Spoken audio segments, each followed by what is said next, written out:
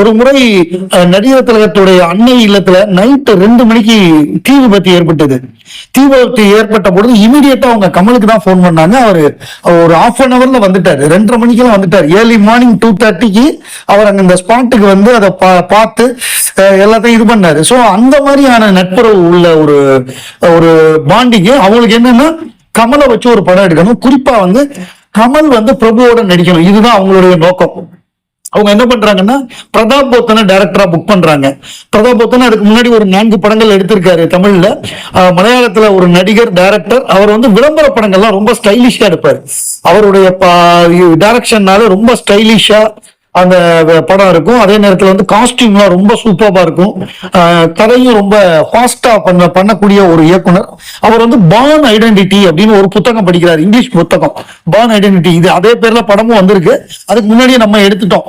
அந்த கதையை படிச்சோன்னா இது சூப்பரா இருக்கு. இது வந்து எப்படின்னா ஒரு அம்னீஷியா, ஒரு ஒரு ஆக்ஷன் ஹீரோ, அவருக்கு வந்து தான் யாருங்கிறது மறந்துருது, பின்னாடி அது அவருக்கு தெரிய வருது நம்ம யாருங்கிறது. அதுதான் கதை. இதே ஹூவாமைன்னு நம்ம ஜாக்கி சான் கூட பண்ணாரு, வெற்றி விழாக்கு அப்புறம் தான் ஹூவாமைலாம் வந்தது. சோ இது வந்து முழுக்க முழுக்க ஆக்ஷனா இருக்கணும், பாட்டு சூப்பரா இருக்கணும். இளையராஜா மியூசிக், கமலஹாசன் கதாநாயகன். அந்த இன்னொரு ரோல், அந்த ரோல் ஒரிஜினல் கதையில கிடையாது, அது வந்து பிரபுக்காக ஆட் பண்ண கேரக்டர். ஒரு ஆர்கெஸ்ட்ரா, அந்த ஆர்கெஸ்ட்ரா ரன் பண்ற பிரபு, குஷ்பு, அந்த மாதிரி அவங்களோட காமெடி ட்ராக் அதோட சேர்த்து பண்ணிடலாம் அப்படின்னு சொல்லிட்டு பண்ணாரு. முழுக்க முழுக்க ஆக்ஷனா இருக்கணும் அப்படின்னு. இதுல நீங்க பெஸ்ட் ஆக்ஷன்னா எதுன்னு கேட்டா, ஒரு லிப்ட்ல ஒரு ஃபைட் நடக்கும், கமலுக்கும் விக்ரம் தர்மாக்கும் செம்ம ஃபைட் அது. ஆனா லிப்ட்ல இடமே இருக்காது, there is no room, அதுல வந்து ரூமே இருக்காது.